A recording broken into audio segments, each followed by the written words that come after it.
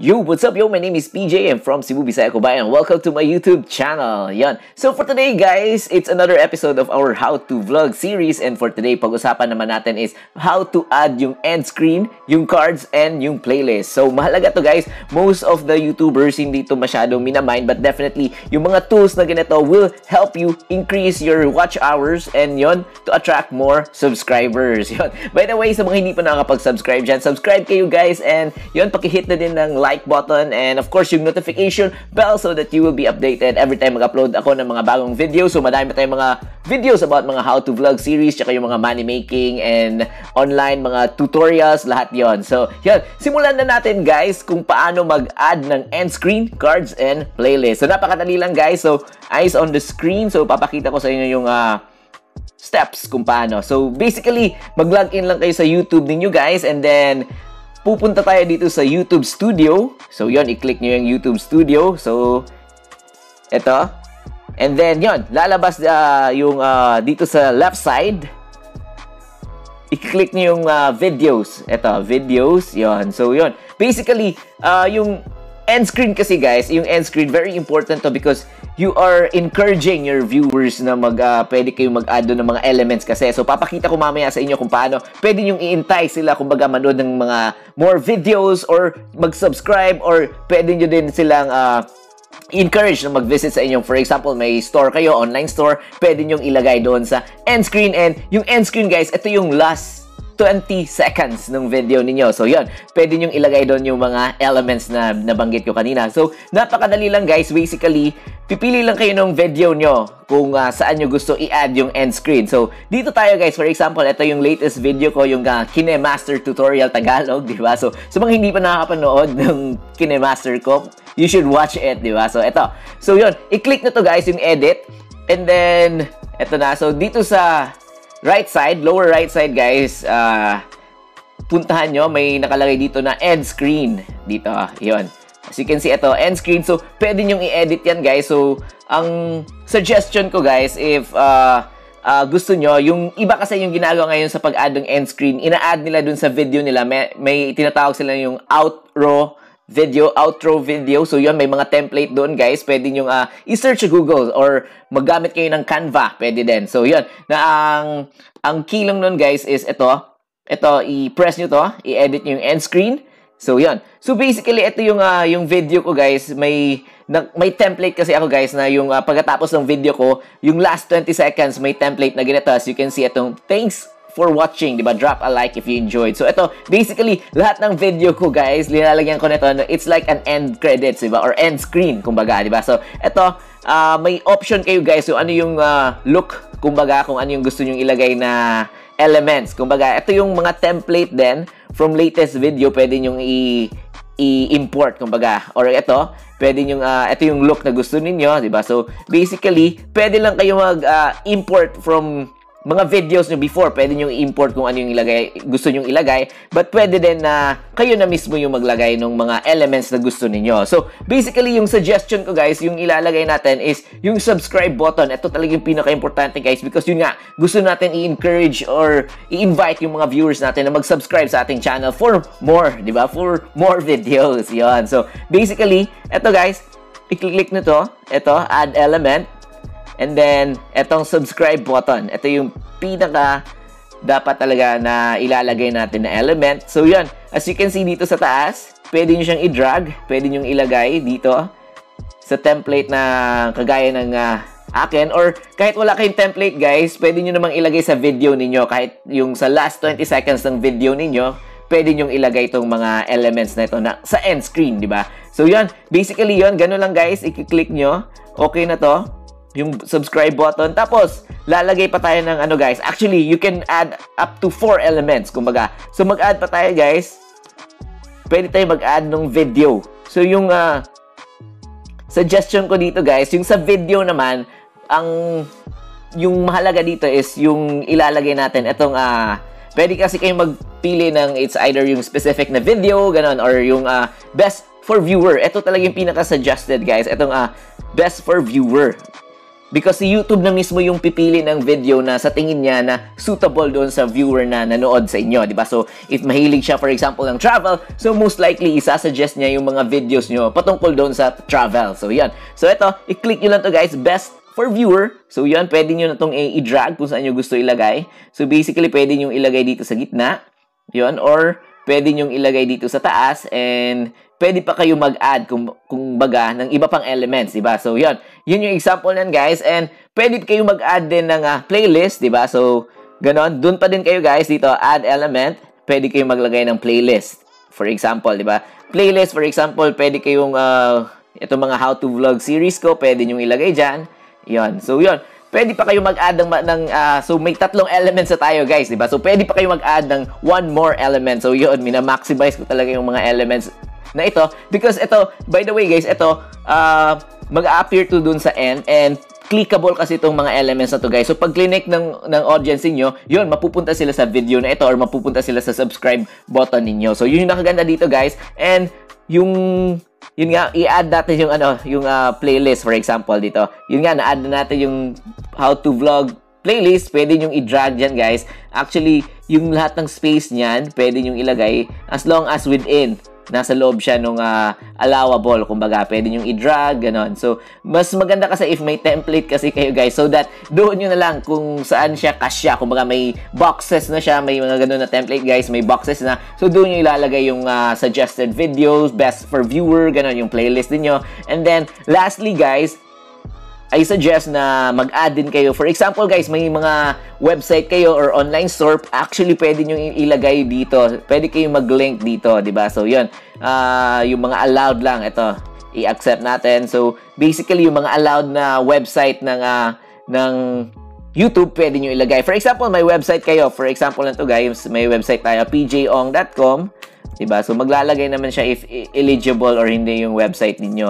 So, yun, ineligible siya, guys. So, yun lang. Yun lang, kailangan kasi siya ng i-associate nyo pa yung website ninyo, diba? Kagaya nito, add an associated website to your channel, or approved retailer sites. If may mga Shopify store kayo, pwede nyo ilagay dito. So, yun.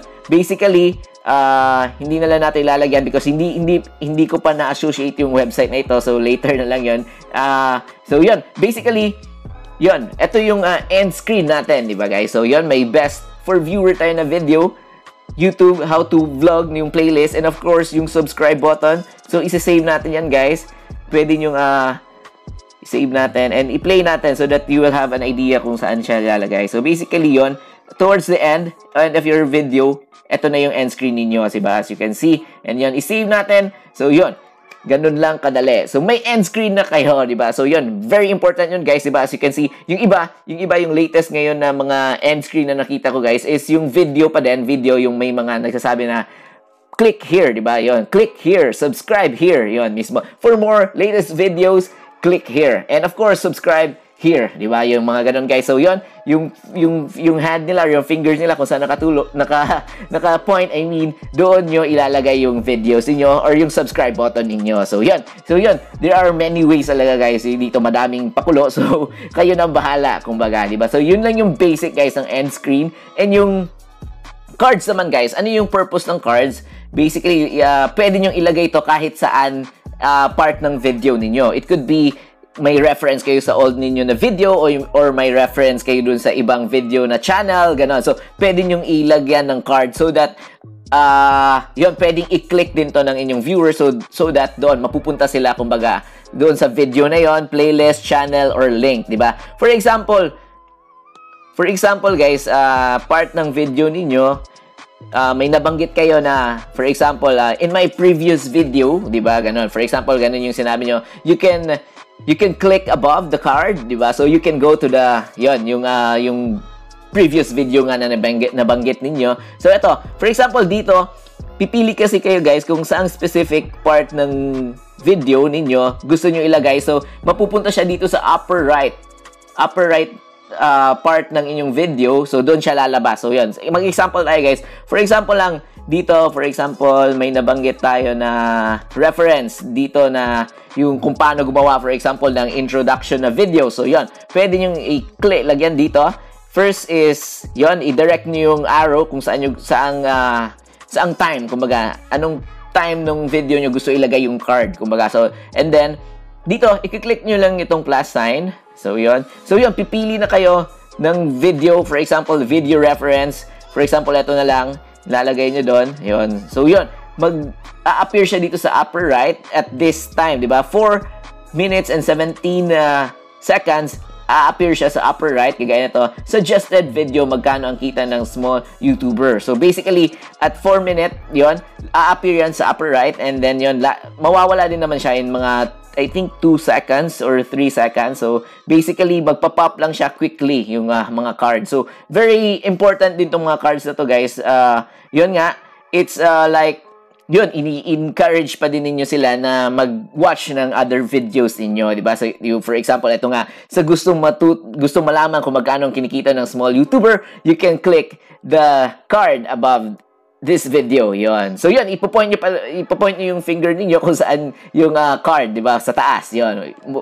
Sa taas yung card, pwede nyo i-click so that you can go to my video. Ganon guys. So, basically, yun yung purpose ng card, guys, and yung end screen. So, definitely, makaka-help talaga yun, guys. Makaka-help sa increase ng ating watch hours, tsaka yung panonood ng ating mga viewers, di ba? So,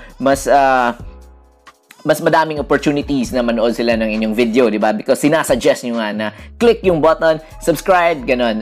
And madami pa tayong videos patungkol dito. Yun. So, ganon yung mga style, guys, kung paano nyo i-encourage or i-invite yung mga viewers na manood pa ng ibang videos ninyo. So, yan. So, basically, tapos na tayo sa end screen tsaka yung cards, guys. So, punta naman tayo sa playlist, di ba?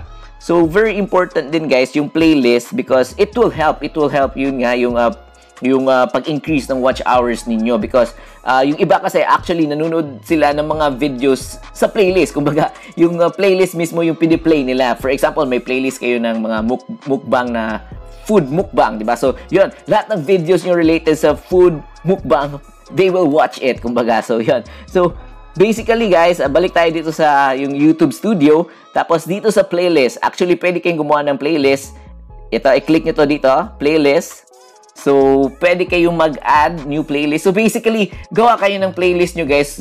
It's like a category ng mga videos niyo, di ba? For example, gagawa kayo ng playlist for travel, playlist for yung mga money-making tips, ganun, or playlist for mukbang, yung ganun, playlist for unboxing, di ba? So, yun. So, mas easier for your viewers, di ba? If gusto nila they would want to watch all your mukbang videos, diba? So, yan, i-click lang nila yung playlist ninyo. So, ito yung nakaganda sa playlist, guys. For example, gawa tayo ng playlist na for example, travel tips. Yon. So, yon, ganito lang gagawin nyo, guys. Type nyo lang dyan, travel tips, and then create.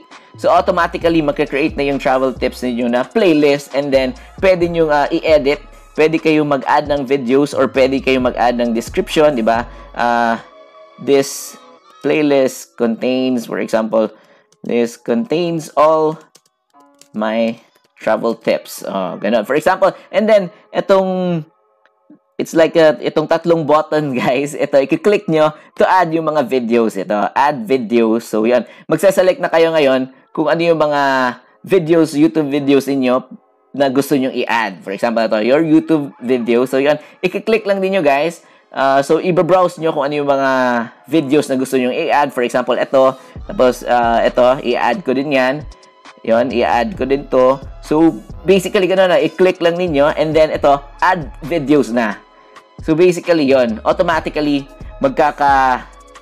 yung mga videos na sinelect nyo, ma-add na doon sa playlist ninyo. So, yon, basically, na-add na to na playlist itong travel tips, diba? So, yon.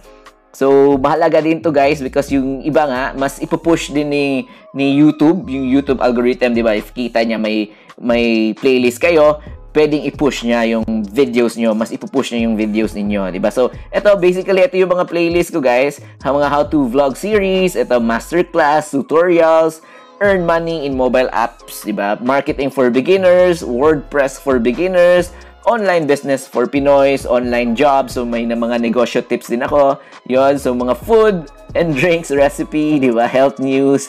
So, unboxing and review. So, yon. So, basically, yon. It's just to categorize yung mga videos niyo so that mas madaling i-view sa inyong mga mga subscribers, kumbaga, di ba? So, yun. So, I think yun lang yung video natin for today, guys.